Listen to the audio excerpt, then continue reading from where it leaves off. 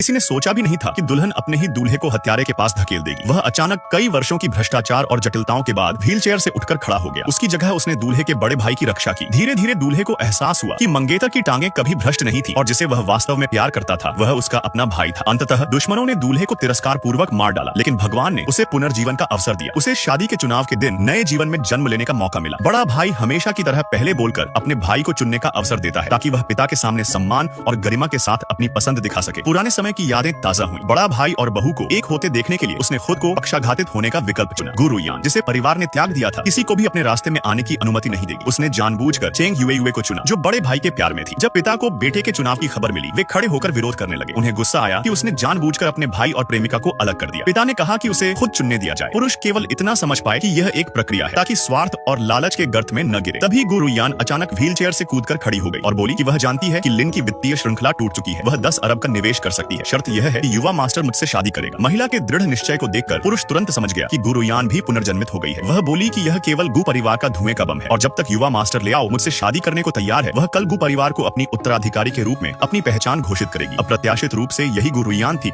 जो बड़े भाई से शादी करने जा रही थी। उसने अपनी सबसे बड़ी संपत्ति का खुलासा नहीं किया और कहा कि वह 3 अरब का परिवार देने को भी तैयार है। पिता ने तुरंत गु रुयान को अपने अवैध बेटे से शादी करने का वचन दे दिया। चेंग युए नाखुश थी। उसने कहा कि मर भी जाए तो वह अपने भाई से शादी नहीं करेगी। भाई ने अपनी दया का अभिनय किया और चेंग युए फिर से प्रभावित हुई। इसका मतलब यह था कि 10 साल पहले वह और रुयान पानी में गिर गए थे। सौभाग्य से बड़ा भाई दोनों को बचा गया, अन्यथा वह और रुयान अपनी जान खो चुके होते। असल सवाल यह था कि वास्तव में किसने दोनों को बचाया। भाई को गु रुयान को बचाते समय पानी में फेंक दिया गया था। दोनों अंधे थे, लेकिन बाद में जो भाई दिखाई दिया वह रक्षक था। सौभाग्य से दाई दीदी समय पर आई और आदमी को बचा लिया। 2 अकृतज्ञ सफेद आंखों वाले लोग थे जिन्हें देखकर आदमी ने कहा कि दोनों किसी को नहीं चाहते। पिता गुस्से में थे कि उन्होंने शादी नहीं की। आदमी ने कहा कि वह टेंगयुए शाखा को संभाल सकता है, इस सड़े हुए स्टॉल को गैर शादी की शर्त के रूप में। पिता लंबे समय से सड़े हुए स्टॉल को बाहर फेंकना चाहते थे, इसलिए